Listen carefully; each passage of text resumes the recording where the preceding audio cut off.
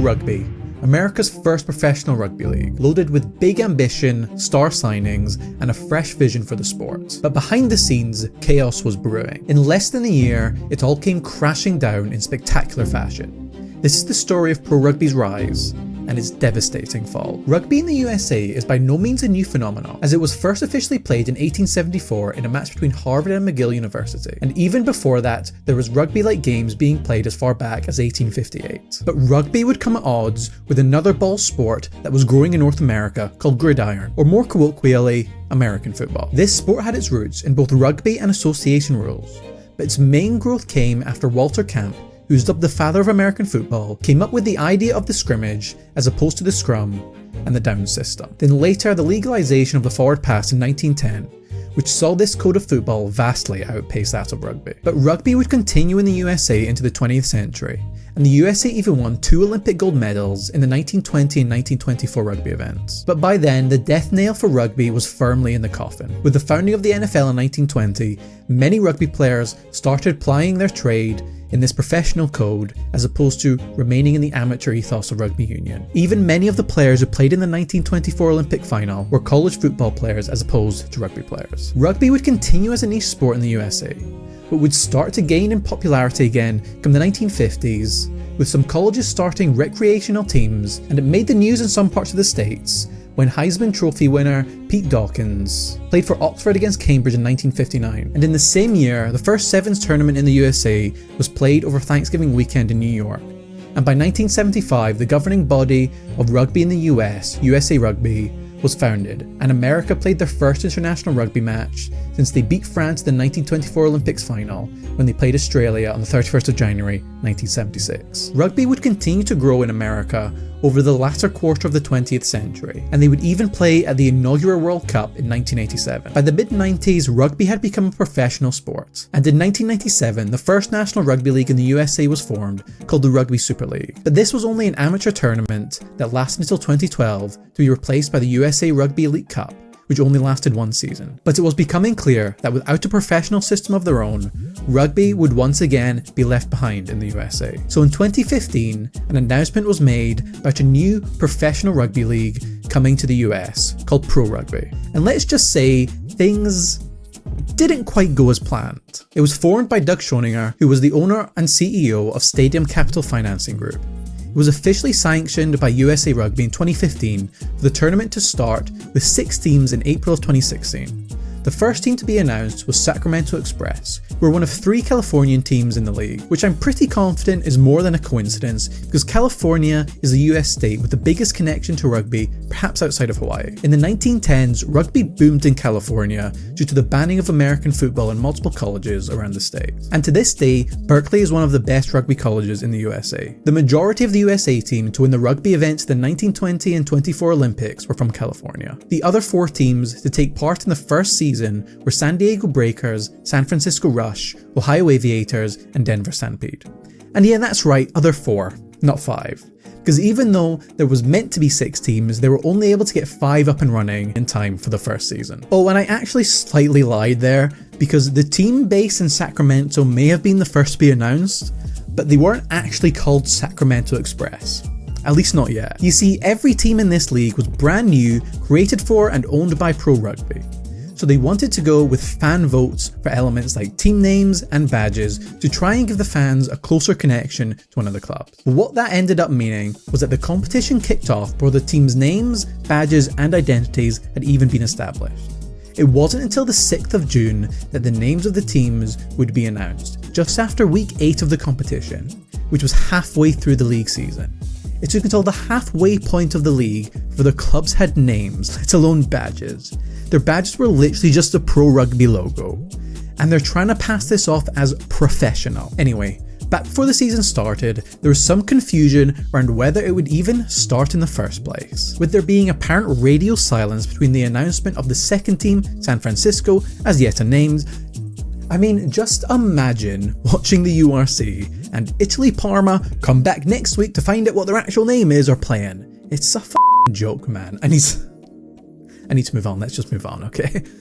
Anyway, there was 2 months between themselves and the next team, San Diego, being announced, which led to some confusion as to whether the league was going ahead. Some of the reasoning for the silence given by Pro Rugby was 1. The USA were hiring a new coach, so coaches didn't want to rule themselves out of the running for that job, and 2. Negotiations over venue usage was taking longer than expected. It wasn't until the 26th of February that the final team Denver would be announced, less than 2 months before the start of the season, with Ohio being announced earlier that month. You might have realised that I haven't mentioned players yet. Well, neither had the league. Things were feeling off about the league before it had even kicked off. They'd planned to hold a player draft in early 2016, but obviously that didn't happen. And it wouldn't be until early March when the first announcements surrounding players were made. When it was announced that Italian international and brother of Italy's greatest ever scrum half, Mirko Bergamasco, would be the league's first official signing, joining Sacramento. Which, to be fair, signing an 89 capped Italian international is quite the coup for a brand new league with brand new teams. And he wasn't the only international player joining the league. 54 other nationally capped players would play in Pro Rugby, with 34 of them being USA Eagles, with one being 100 capped All Black and 2011 World Cup champion Mills Miliaina, who signed for San Francisco Rush partway through the season. That's quite the signing for them, to be fair. The league format for its inaugural season would be interesting. Each team played 12 matches, 6 at home and 6 away, which meant they played every team 3 times, for some reason. And they also decided not to stop during the international window in June, playing with a lighter schedule on June 5th and 12th, but having the full schedule on June 19th and July 2nd. That meant teams weren't playing at full strength during this time. At the end of the season, the team with the most points won. No finals or playoffs, which actually led to some confusion on the last day, but more on that later. For 2016, the league had a somewhat innovative broadcasting structure, with matches being streamed live on the league's official website, and initially, there was also a certain selection of matches available for free on AOL.com. But this ended rather abruptly without explanation, and honestly, I didn't even realise AOL was still a thing, let alone be willing to stream rugby. There was also live games shown on national television through the sports cable network One World Sports. They also had a regional deal with the Time Warner cable channel, who were allowed to show matches involving Ohio locally. The season kicked off on the 17th of April 2016 in Sacramento, who hosted state rival San Francisco for the first ever professional rugby match in the USA. Sacramento won 37-25, and Denver would beat Ohio 16-13, with San Diego being the team missing out as their bye week. The season continued fairly normally, as far as I can tell, and even ended in the last week with Denver Stampede and Ohio Aviators both being able to win the title, and they were even playing each other. But because of the scoring format, this led to some confusion after the final whistle. You see, Ohio were 4 points behind Denver going into the last game, with a superior points difference. This meant that if Ohio won, they would win the championship, and in the last 2 minutes of the game, the two teams were drawing, and Ohio were on Denver's line and scored to win the game and the championship. Right, guys? Onside now. Quick hit. It's over! It's over! It's game, set, and match! Ohio Aviators has claimed it! That will be the 4th try and the bonus point! That will talk them to the lob! They will bring them all the way in points difference! Good guess, but actually no. You see, rugby has bonus points rules, which meant if Denver either scored 4 tries with Ohio not, or finished within 7 points of Ohio, they would get a bonus point, which would be enough to win the league. And since the two teams were drawing, and that late try meant both teams had scored 4 tries, Ohio got 5 points for the game and Denver got 2.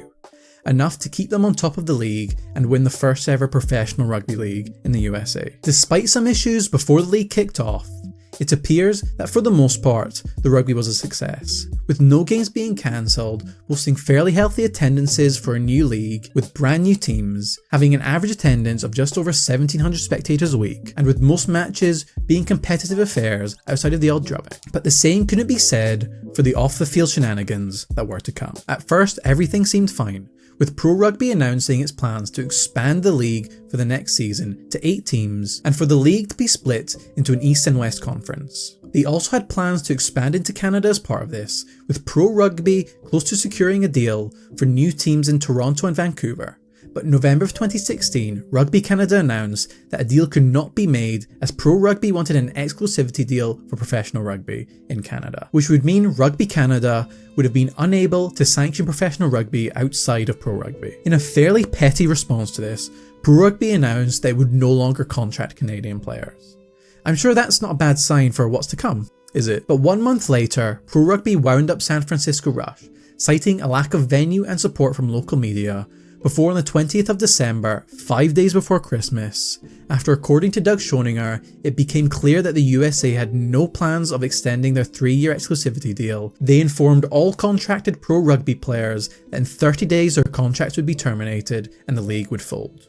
But how did this happen? According to Doug Schoninger, in an interview he did with Rugby Wrap Up on the 1st of July 2017, they started talks in late 2014 where the two parties shared a vision to launch a professional rugby league between the 2015 World Cup and the start of the Olympics in 2016 to capitalise on the heightened interest in the sport, with the USA playing in both the World Cup and the Olympic Sevens. In early 2015, USA Rugby agreed an exclusivity sanction agreement with Schoninger, but they were unable to initially grant it as there were complications with the United World Sport and the Rugby Sevens tournament. However, the two parties were eventually able to come to an agreement, and the exclusivity agreement was sanctioned. But it didn't stop there. It turned out there was already an exclusivity agreement in place that belonged to Will Cheng, who would later become the chairman of the board of USA Rugby, Chad Keck, and Mike Donovan, the mayor of Glendale. They had to early terminate that agreement, which strung out negotiations and led to the deal being signed in April 2015 instead of February. Due to the time constraints, this meant Pro Rugby's exclusivity deal had the same terms as the previous deal, which meant they only had a 3-year exclusivity term. Schoninger wasn't happy with this, as he anticipated losing money for that whole period. USA Rugby gave Schoninger assurances that this would be extended. It was not. But everything went ahead as planned, with teams, coaches and players being announced for the kickoff of the first match in April 2016.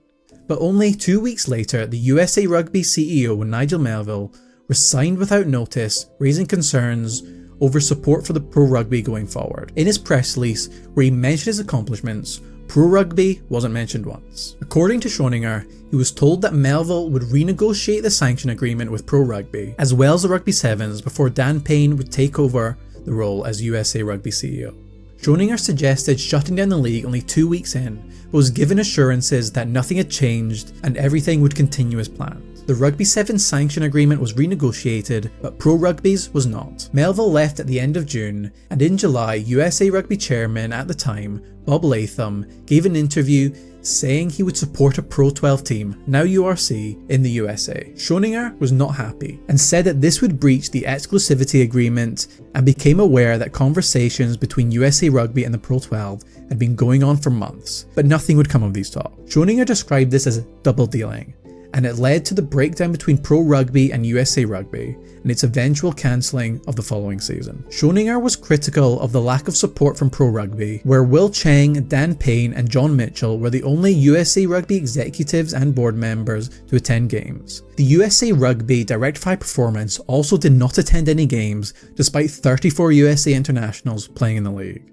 And just to be clear, this is all from Schoninger's side of the story. And he isn't clean in all this. It was alleged by USA Rugby that he had been uncooperative, and after the league folded, there were allegations of unlawful termination of contracts and failure to pay players, coaches and other staff what they were due within their contracts.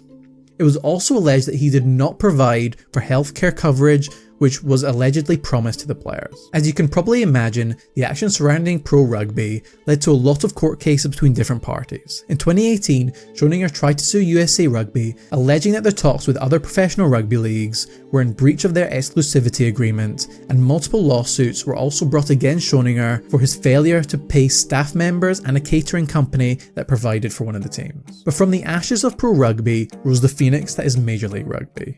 In September of 2016, 5 amateur rugby clubs got together to discuss the possibility of a professional rugby league. By 2017, 9 rugby clubs had agreed to join and form a new professional rugby league unrelated to Pro Rugby, and in April of 2018, 6 of 7 teams took to the field to kick off Major League Rugby, which wasn't a sanctioned league at the time, which also meant no USA eligible players would be able to play for the USA while playing in the MLR.